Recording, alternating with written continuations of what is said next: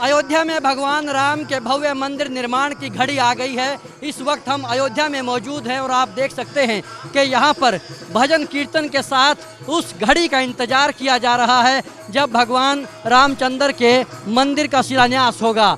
और हम इस वक्त उस कार्यशाला में मौजूद हैं जो कार्यशाला लंबे समय से यहाँ पर चल रही है। बीते 3 दशक से यहाँ पर शिलाओं का गढ़ने का काम चल रहा है, उनको तराशा जा रहा है। इस वक्त हमारे साथ प्रचार प्रमुख शरद शर्मा जी हैं, उनसे हम बातचीत करेंगे आखिर इस कार्यशाला में क्या क्या काम हुआ और कितने लंबे समय से कितने लोगों ने अपना यहाँ पर श्रमदान किया है।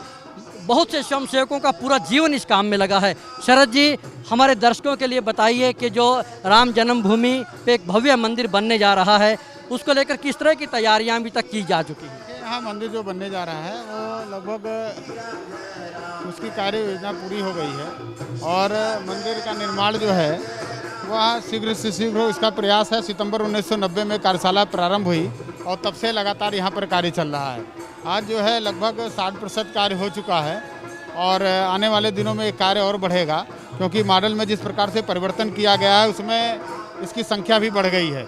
235 फीट लगभग लंबाई हो गई, चौड़ाई हो गई है और चौड़ाई और इसके साथ जो लंबाई है वो लगभग 350 के आसपास हो गई, ऊंचाई 161 फीट हो गई।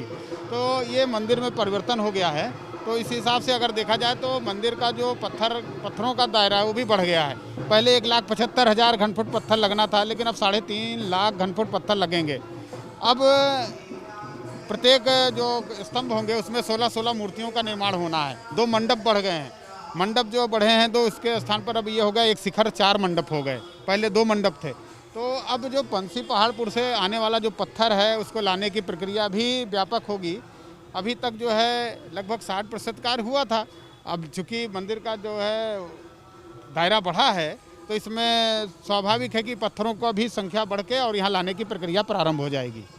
तो जो ये पत्थर आ रहा है राजस्थान से, उस पत्थर की क्या खासियत है जो यहाँ पर शिलाएं रखी गई हैं? पत्थर जो है पिंक सैंड स्टोन है। ये पिंक सैंड स्टोन जो है 1000 वर्ष तक जो है यथावत इसी प्रकार रहेगा। ये कभी जो है सड़ने गलने वाला नहीं है। 1000 वर्ष तक ये ज्यों का त्यों इसी प्रकार बना रहेगा। भगवान राम के दिव्य भव्य मंदिर का जब निर्माण हो जाएगा तो इस प्रकार से ही पत्थरों की जो एक आयु सीमा है वो व्यापक इसी प्रकार बनी रहेगी। तो जो इसका अभी तक तराशी का काम हो चुका है, नक्काशी का काम हो चुका है, कितने फीसदी हम कह सकते हैं कि वो काम हो गया? अगर देखा जाए तो लगभग पहले प्रथम उसका जो वो था वो 60% हुआ था, लेकिन अब जो परिवर्तन हुआ है उसको अगर ध्यान में रखें तो लगभग ये अब 40 से 45% माना जाएगा, लेकिन 60% कार्य भूतल का हो चुका है पूरा।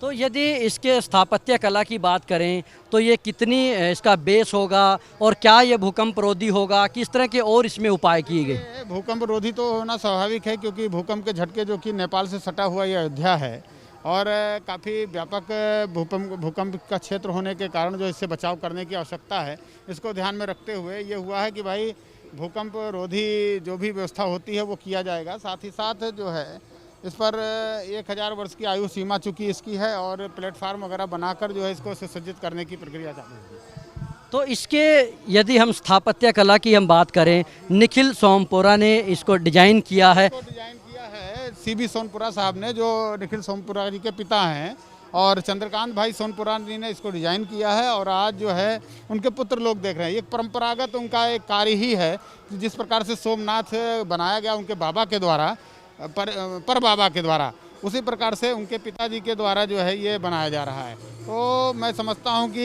एक नागर शैली में ये बन रहा है और आने वाले दिनों में चूँकि ये भारत का ही नहीं विश्व का अलौकिक मंदिर होगा। ये यदि इसकी भव्यता के हिसाब से कहें तो ये कौन सा स्थान इसका कह सकते हैं हम दुनिया में ऊंचाई के हिसाब से भव्यता? ऐसा है कि किसी को किसी से मापा नहीं जा सकता, लेकिन ये है दुनिया में सबसे बेहतर और सुंदर मंदिर होगा अयोध्या।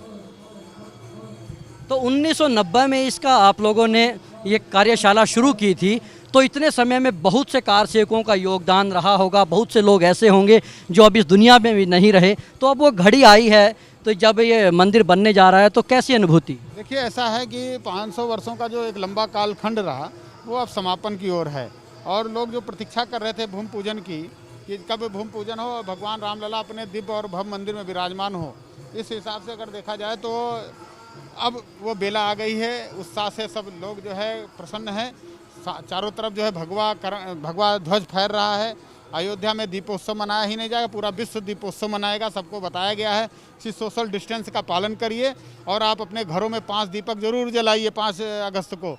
वैसे तो 4 अगस्त से 5 अगस्त को कहा गया 2 दिन, लेकिन यह है कि अपने घरों में दीपक जलाएंगे तो उसका एक संदेश जाएगा पूरे विश्व को, क्योंकि ये महामारी जो है वह कहीं ना कहीं जो है सबको प्रभावित कर रही है और हम जो है उससे कहीं भी जो है एक जो हमारा एक संघर्ष है उससे दूर रहें हम। ये बहुत ही आवश्यक है समाज के लिए। राम मंदिर निर्माण को लेकर एक लंबा इंतजार किया है, पीढ़ियां बीत गई हैं, लेकिन अब मुहूर्त आया है तो कितना लक्ष्य रखा गया है, कब तक संपन्न हो जाएगा? देखिए, मुहूर्त जो आया है वो बहुत लंबे कालखंड के बाद आया है। 9 नवंबर 1989 को अगर भगवान रामलला के स्थान पर जो है शिला पूजन हो सकता है, वहाँ पर जो है शिलान्यास हो सकता है, तो उसके बाद फिर जो है लंबा कालखंड 28 लगभग 29 वर्षों का जो है वो व्यतीत हो चुका है, 32 वर्षों का, क्योंकि भगवान रामलला जो है वो अभी भी विराजमान थे एक कपड़े के टाट में। लेकिन 2019 में जब निर्णय आया तो वो ये हुआ कि भाई अब उनको एक स्थान मिलने वाला है। मैं समझता हूँ कि एक सबके लिए उत्साहजनक है। आने वाले दिनों में लोग जो है उत्साहित होंगे और अपने प्रभु का दर्शन करने का उनको सौभाग्य मिलेगा। ये बीमारी जो है कहीं ना कहीं उनको जो है प्रभावित ना करे, इसको ध्यान में रखते हुए ही ट्रस्ट के लोगों ने निर्णय लिया कि आप अपने घर में ही रहिए और यहाँ आने का प्रयास मत करिए, आप वहाँ से ही श्रद्धा निवेदित करिए भगवान को। तो भगवान राम अपने भव्य गर्भगृह में कब तक विराजमान हो जाएंगे? देखिए, भव्य मंदिर में विराजमान होने का जहाँ तक प्रश्न आपने उठाया है, भगवान रामलला को विराजमान करने के लिए अब जितने युद्ध स्तर से कार्य होगा, पत्थरों की नक्काशी होगी, पत्थर जितने जल्दी से तैयार होंगे उसी प्रकार से उनका स्थान भी बन जाएगा। तो लगाने का कार्य क्या अभी 5 अगस्त के तुरंत बाद शुरू हो जाएगा? नहीं, तो ये कार्य जो है अभी चलेगा। इसमें प्लेटफार्म बनना है, उसके बाद फिर वहाँ की भूमि की व्यवस्था सुसज्जित ठीक करनी है। अभी तो हो गया, समतलीकरण वगैरह हो गया है, लेकिन आने वाले दिनों में जो है जब पत्थरों को लगाने की बात होगी तो अभी तो प्लेटफार्म बनाना पड़ेगा। प्लेटफार्म बनने के बाद तब इनको व्यवस्थित लगाने की प्रक्रिया प्रारंभ होगी, तो इसमें समय लगेगा, इतना शीघ्रता नहीं। जितना लंबा अगर हम लोगों ने प्रतीक्षा किया भगवान के संघर्षों को लेकर, तो स्वाभाविक है अब निर्माण के लिए भी कोई बहुत तीव्रता को नहीं दिखानी चाहिए। हाँ, ये जरूर है कि काम तीव्र होने चाहिए। धन्यवाद शरद जी। हम आपको दिखा दें कि आखिर तैयारियां कैसी हैं। आप एक बार देखेंगे तो आपको लगेगा कि एक संकल्प कितना बड़ा रहा होगा। जब 1985-86 में सोमपुरा जी ने इसका आर्किटेक्चर बनाया, डिज़ाइन बनाया, उसके तुरंत बाद 1990 में, आज से 30 साल पहले, इन शिलाओं का तराशी का काम शुरू हो गया। आप ये देख सकते हैं, इस बात से अंदाज़ा लगा सकते हैं कि जो राम जन्मभूमि मंदिर बनाने के लिए जो लोग आगे आंदोलन में आगू थे, जो प्रयास कर रहे थे, उनका संकल्प कितना बड़ा होगा कि उन्होंने तमाम चुनौतियों और दिक्कतों के बावजूद 1990 में ही ये पत्थर शिलाएं जो हैं यहाँ पर लानी शुरू कर दी और इनको तराशना शुरू कर दिया। और तराशने के साथ साथ वो काम लगातार चला। बेशक मामला अदालतों में हो, लेकिन इसके बावजूद ये काम चलता रहा। वो कहीं ना कहीं कोई एक संकल्प था और बहुत से ऐसे लोग होंगे जिन्होंने इनको तराशने में बड़ी मेहनत की होगी, उनके हाथ भी जख्मी हुए होंगे, उन्होंने पसीना भी बहाया होगा।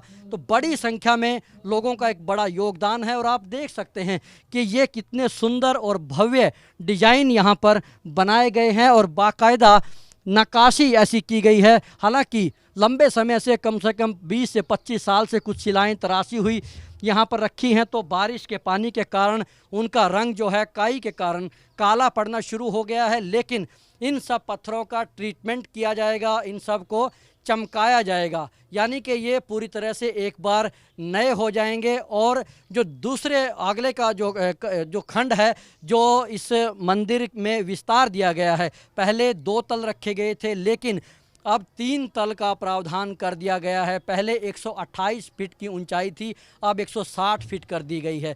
360 फीट ये लंबा होगा, 235 फीट चौड़ा होगा।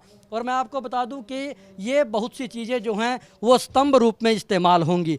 इस पूरे मंदिर के निर्माण में कुल मिलाकर के 318 स्तंभ होंगे। 106 स्तंभ एक तल पर होंगे और इसी तरह से 106 के मिलाकर के 318 हो जाएंगे और 5 इसके शिखर होंगे। और आप देखेंगे कितने मजबूत और कितने जो चट्टानें हैं उनको तराश करके पूरी तरह से तैयार करके रखा गया है। एक संकल्प के साथ, जब मंदिर निर्माण का रास्ता भी साफ नहीं हुआ था, उसी वक्त से बीते 3 दशक से लगातार ये एक जारी है प्रावधान जो किया गया था मंदिर का, उसी के अनुसार पूरी तराशी की गई। और अयोध्या से ही जुड़े एक फिलोसफर हमारे साथ मौजूद हैं, उनसे भी हम बातचीत करेंगे। ये जिस तरह से राम मंदिर निर्माण की घड़ी आ गई है और 3 दशक से एक प्रयास चल रहा था, तो अयोध्या के लिए कितना बड़ा समय है? ये बहुत गौरव का विषय है और इतने वर्षों की तपस्या पूर्ण होने को आई है। पूरी अयोध्या आप अगर घूम रहे हैं, आप देख रहे हैं कि यहाँ पर जो है उल्लास उत्सव का ही माहौल है। दीपावली इतने वर्षों से लोग प्रज्वलित करते आ रहे थे, लेकिन उनको अब महसूस हो रहा है कि वास्तविक दीपोत्सव क्या होता है। अभी तक इस धरा की, इस जगह की अपनी पहचान केवल और केवल शास्त्रीय आख्यानों के आधार पर बनी हुई थी। उसको जीवंत होते देखना इन कई पीढ़ियों के संघर्ष के बाद, कई पीढ़ियों के मिट जाने के बाद, कई लोगों की शहादत के बाद ये पहली बार हो रहा है और ये अयोध्या के लिए बहुत अद्भुत है। अब यह अयोध्या अपने नाम को चरितार्थ कर रही है। अब अयोध्या अयोध्या हो रही है। अयोध्या को राम जन्मभूमि से जोड़कर देखा जाता है, लेकिन ये रघुकुल की राजधानी रही है। यहाँ पर राजा दशरथ, ययाति और न जाने कितने प्रतापी राजा रहे हैं। भगवान रामचंद्र ने यहाँ पर शासन किया है। तो अब वो घड़ी आ गई है कि उस प्रतापी जो मर्यादा पुरुषोत्तम है उनके नाम पर मंदिर का निर्माण होगा और एक बार फिर अयोध्या जो है दिवाली से पूर्व एक दिवाली मनाने जा रहा है। कैमरामैन अलजिंदर सिंह के साथ Rajesh Chauhan, Living India News, Ayodhya.